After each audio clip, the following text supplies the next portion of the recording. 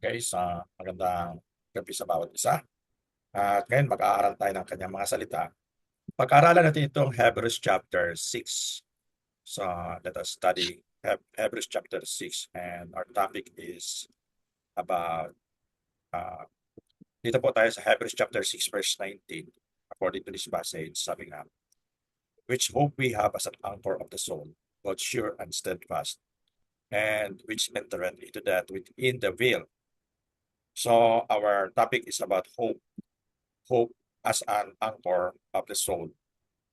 Ito kasing anchor, tulad sa barko, meron siyang angkla na usually hinuhulog niya para hindi mag-drift yung boat. No? So, pag-aralan natin kung bakit meron tayong pag-asa. Okay. Dito tayo sa verse 1. Verse 1 to verse 1 to verse 6. Pakibasa na, Brother James. Hebrews chapter 6, verse 1 to 6. Hebrews chapter 6, verse 1 to 6. Sabi dito, therefore, leaving the principles of the doctrine of Christ, let us go unto perfection, not laying again the foundation of repentance from dead works, and of faith toward God. Verse 2, of the doctrine of baptisms, and of laying of hands, and of resurrection of the dead, and eternal judgment. And this will we do, if God permit. For if it is impossible for those who were once enlightened and have tasted of the heavenly gift, and were made partakers of the Holy Ghost, and have tasted the good word of God and the powers of the world to come, if they shall fall away, to renew them again unto repentance, seeing they crucify to themselves the Son of God afresh, and put him to an open shame. Okay, tayong mga Christians, meron tayong pag-asa sa Panginoon.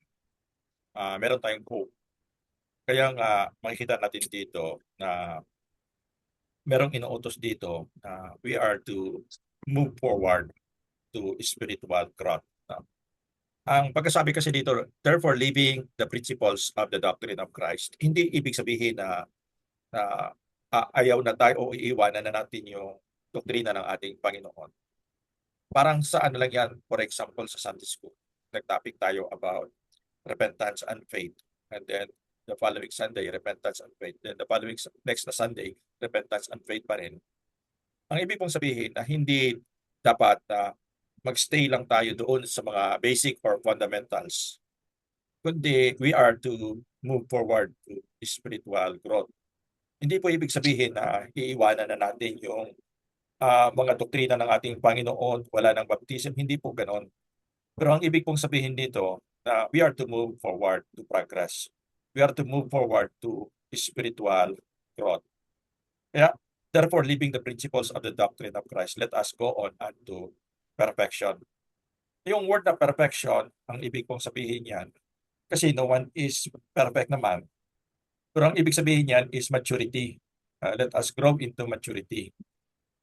Na hindi lang tayo puro basic, kundi mahalaga yung we progress in our knowledge of the Lord.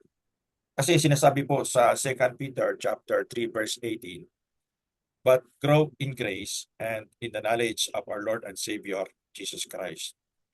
Now, ang reason bakit tayo mga Christians meron tayong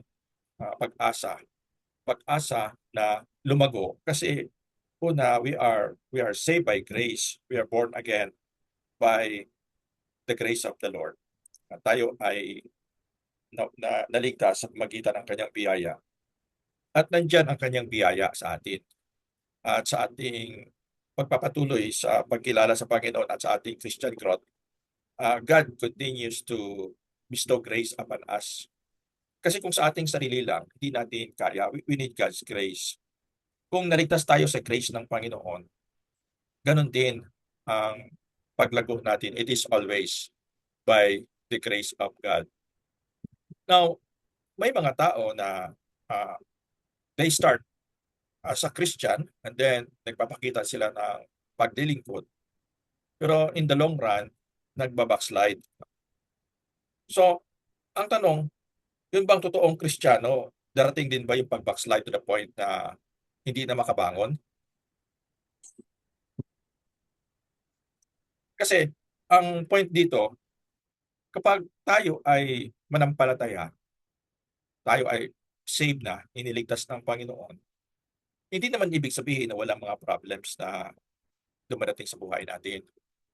Habang nabubuhay tayo, meron talaga mga problems na dumarating ano. Kasi andito pa tayo sa lupa, andito pa tayo sa katawan natin at nakakaranas tayo ng mga problema. Pero sabi nga sa Psalms 37:23-24, Psalms 37:23-24, the steps of a good man are ordered by the Lord, and he delighted in his way. Though he fall, he shall not be utterly cast down, for the Lord upholdeth him with his hand. So, may mga times na nagpo-fall or nadadapa din yung Christian. But sabi sa verse, though he fall, he shall not be utterly cast down, for the Lord upholdeth him with his hand. Yung tunay na Kristiyano ay bumabangon. Kung madapa man siya, tunay siyang anak ng Panginoon, bumabangon. Ayon sa 1 John chapter 2 verse 19, yung mga hindi talaga totoo na mga Kristiyano, just claiming to be Christians, yun yung talagang tuloy-tuloy kung mag-backslide. Hindi kasi totoo pagtanggap nila kay Jesus Christ. Ay sabi sa 1 John chapter 2 verse 19, they went out from us, but they were not all of us. For if, tingnan natin, basahin ko sa 1 John chapter 2 verse 19.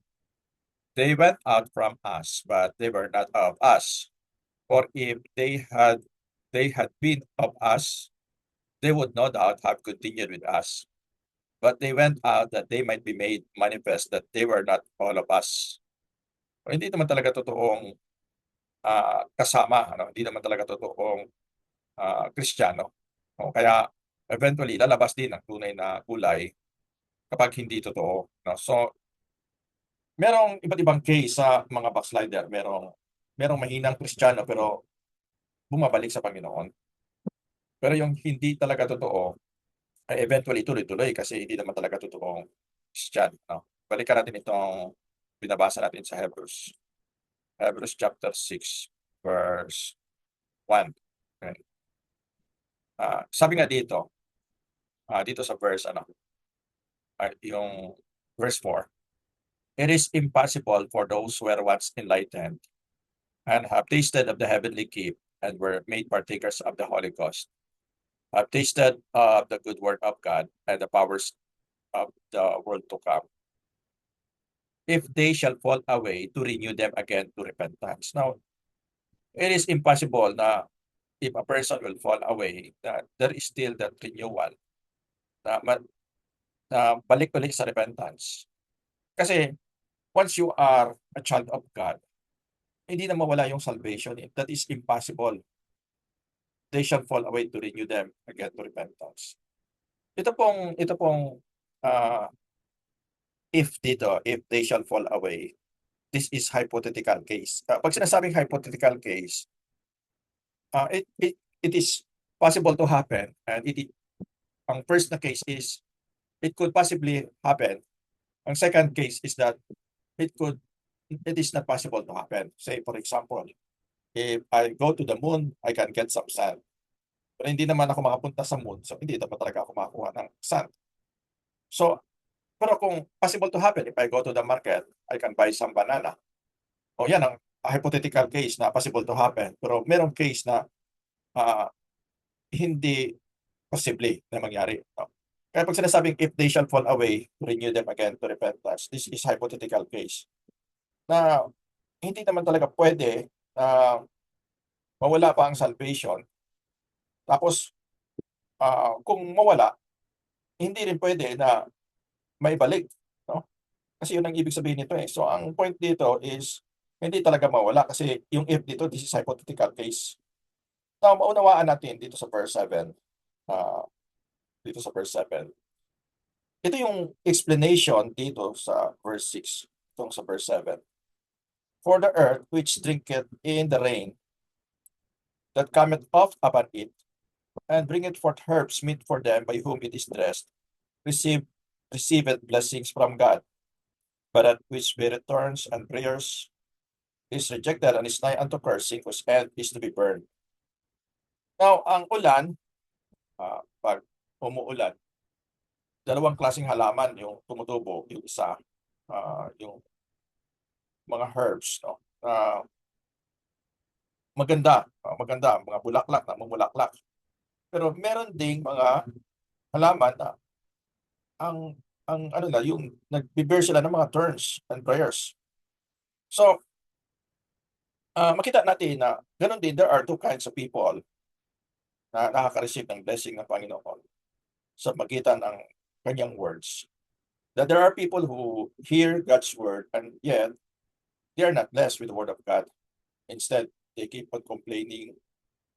Hindi sila nababago. Pangit pa rin ang ugali.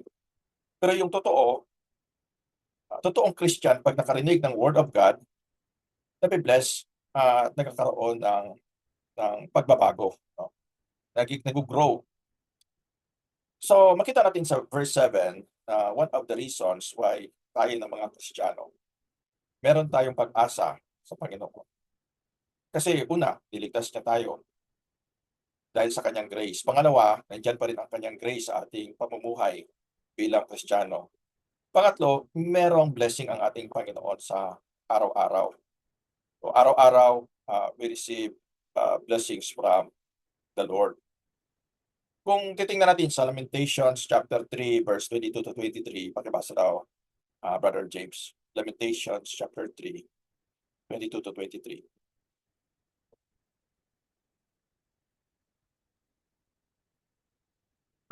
Wait lang, Pastor. Yun po, Pastor, yung it is of the Lord's mercy, no? Yan. Try ko i-recite, Pastor. It is of the Lord's mercies that we are not consumed, for his compassion fail not. Okay. They are new every morning. Great is thy faithfulness. So, it is, sabi nga dito, It is of the Lord's mercy. it is of the Lord's mercy that we are not consumed, because his compassions fail not. They are new every morning. Great Every is morning. thy faithfulness. So, araw-araw, we receive blessings from the Lord. Daily, we receive blessings from the Lord. His blessings are new every morning. Kasi sa mga problema na dumadating sa buhay natin, dalawa lang ang magiging reaction natin. Whether we count our blessings or we count our problems. Kasi pag magkaroon tayo ng negative attitude, ang hearts natin magkaroon ng bitterness, complaining, hindi yun nakaka-bless. At matulad tayo sa yung mga tinik na binanggit dito sa pinasa natin kanina. Na instead na ma-bless tayo sa mga araw-araw na blessings ng Panginoon, nagkakaroon tayo ng bitterness sa buhay natin at mga tinik. Nako-compare tayo doon sa thorns and prayers, hindi doon sa mga herbs that are well-dressed.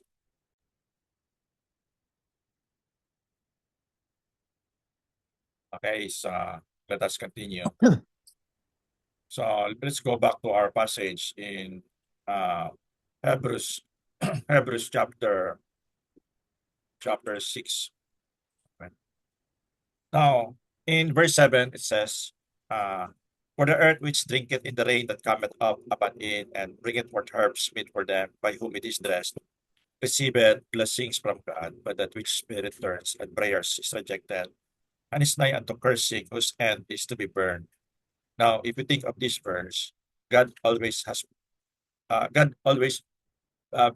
blesses us. There are blessings every day, just like rain. Receive it blessings from God. So in whatever situation, we are to be thankful to the Lord. Kasi sabi nga sa 1 Thessalonians chapter 5, verse 18, in everything give thanks. For this is the will of God in Christ Jesus concerning you. Dapat yung Christian parating rejoicing, masaya. Kahit anong situation, matuto pa rin siyang magkaroon ng pagpapasalamat sa Panginoon. Attitude of gratitude. Pero meron mga tao na ang kanilang attitude para silang nagiging bitter sa kanilang mga situation, sa kanilang mga problem. Ang dahilan nito kasi nawawalan ng pag-asa. Hindi yun napi-please ang Panginoon sa gano'n. Tayo na mga Christians, we always have hope. Meron tayong hope. Kung makaranas man tayo ng mga problems, yet God is always good. Meron pa rin mga blessings ang Panginoon despite of many problems.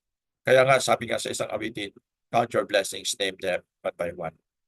So we always have hope dahil andyan ang Panginoon. He is blessing us. In verse 9, sabi nga dito, but beloved, we are persuaded better things of you and things that accompany salvation, though we does speak. So another reason that we have hope, kasi sabi nga ni Paul, yun naman ang karamihan na nagsasabi na si Paul ang author dito sa Hebrews. Although ang iba nagsasabi na hindi na-identify sino ang author. Pero sa King James Bible, karamihan nakalagay Paul. Sabi niya ng writer, we are persuaded better things of you. So tayo naman as Christians, as believers, we must be persuaded that araw-araw, we become a better person. So meron tayong paglago. Kasi yung taong hindi lumalago at ayaw nang mag-improve, yun yung parang nawala ng pag-asa. Meron tayong pag-asa parati that we can do better and uh, uh, there are changes that can happen in our lives. Merong pagbabago parati, merong improvement parati. Because nandiyan naman ang Panginoon, sabi sa Philippians chapter 1 verse 6, uh, that sabi nga ni Paul, that he is confident that he which hath begun a good work in you will perform it until the day of our Lord Jesus. So, being confident of this very thing, that he which hath begun a good work in you will perform it until the day of our Lord Jesus. So, we are still under construction. God is working in us, and we have to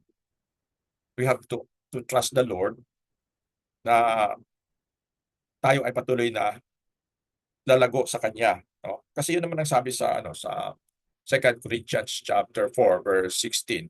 Sinasabi dito sa 2 Corinthians chapter 4 verse 16. Verse 16, sabi nga dito, for which cause we faint not, but though our outward man perish, yet the inward man is renewed day by day. For our light affliction, which is but for a moment, worketh for us a far more exceeding and eternal weight of glory. So, hindi naman maiwasan yung katawan natin, tumatanda talaga ito, to our outward man perish. Kaya pwedeng mabago ang inward man, yung ating espiritu, nare-renew day by day. Kaya nga, yun nga sabi sa Lamentations, God is always faithful. They are new every morning. God's faithfulness is always new every morning. Kaya balikan natin yung Hebrews. Another reason we can find in this book of Hebrews why we have hope. Bakit meron tayong pag-asa? Kasi sa verse 10, we can see God's goodness. For God is not unrighteous to forget your work and labor of love, which you have showed toward His name, in that you have ministered to the saints and to minister. Pag sinasabi kasi nating labor of love, yun po ay, yun bang gumagawa tayo, naglilingkod tayo sa Panginoon at ginagawa natin para sa mga brethren din na lumago sila. Dahil mahal natin ang Panginoon at mahal natin ang brethren. That is labor of love. So, hindi kinakailangan tayo ay babayaran para maglingkod. But God has promised that He will provide as we follow Him. Sabi niya, follow me, I will make you fishers of men. Pero ang pinaka-reason talaga why we serve God and we are serving others, helping them to grow because of love. Pero kung yung ginagawa natin kahit hindi tayo na-appreciate ng iba, basta para sa Panginoon, ang Panginoon nakakita sa ginagawa natin, alam ng Panginoon. At hindi ang Panginoon, tulad sa tao minsan nakakalimutan, ay nakalimutan ko magbayad ng utang. Minsan yung tao gano'n. Pero yung Panginoon, hindi siya nakakalimot kapag tayo ay heartily naglilingkod sa Kanya. And we do work with love, which we are doing toward His name. And as we minister toward the saints, God knows our hearts. God is not unrighteous, and God will bless. So another reason bakit tayo mayroong pag-asa, kasi ang Panginoon totoo. Ano ang pangako ng Panginoon? Totoo pa rin niya at hindi makakalimutan ng Panginoon. So, sabi nga dito sa verse 12, another reason, that will give us hope is that uh, when we see examples of others, nakaka-encourage din na maglingkod pag nakikita tayo na mga tao na masigasig sa paglilingkod. That ye be not slothful but followers of them who through faith and patience inherit the promise. Isa sa example niya dito si Abraham. In the same way, pag tayo naglingkod sa Panginoon and we show others our example of serving God, nakaka-encourage din tayo. Nagkakaroon ng pag-asa yung iba as we serve Him. So keep on serving God because nakaka-encourage yun sa iba. At tulad kay Abraham, ang Panginoon naging faithful din kay Abraham. Tinupad niya ang kanyang mga promises. And lastly, dito tayo sa verse 17 and 18, sabi nga dito, another reason ito why we have hope as Christians because we know that God is always true. His words are faithful. There are two things that God cannot do. That is, He does not change and He will never tell us a lie. At we can rely on His promises. His promises are true. His words are trustworthy. Sabi nga dito sa verse 17, wherein God willing more abundantly to show unto the ears of promise the immutability of His counsel, confirmed it by an oath. That means God's words are true, hindi nababago. That by two immutable things in which it was impossible for God to lie, we might have a strong consolation or fled for refuge to lay hold upon the hope set before us. Kung sa tao pa, minsan ang tao nangangako, kaya lang, hindi niya kayang tuparin ang kanyang pangako. Meron ding nangangako, pero nagsisinungaling, hindi naman siya totoo. Kaya limitado talaga yung tao. Minsan, nangako siya, pero hindi niya kayang tuparin. O meron namang nangako, pero hindi siya totoo sa kanyang pangako, nagbabago ang kanyang pangako. O pwede rin ang tao nangako, pero nagbago siya. Wala na yung pangako niya. Pero we can rely on God because God God will never lie and God will never change. Kaya yun ang reason bakit meron tayong pag-asa. Ano man ang mga pangako ng Panginoon, they are true. Kaya sabi sa verse 19, which hope, verse 18, who have fled for refuge to lay hold upon the hope set before us. We have hope in Christ because He is faithful and true. At sabi nga dito, which hope we have as an anchor of the soul, both sure and steadfast, and which entered into that within the veil. So kung meron tayong pag-asa, hindi talaga tayo magtatalikod, hindi talaga tayo magbabackslide kasi nandiyan yung pag-asa parati sa atin. We keep on growing, we keep on moving forward kasi meron tayong anchor of our soul.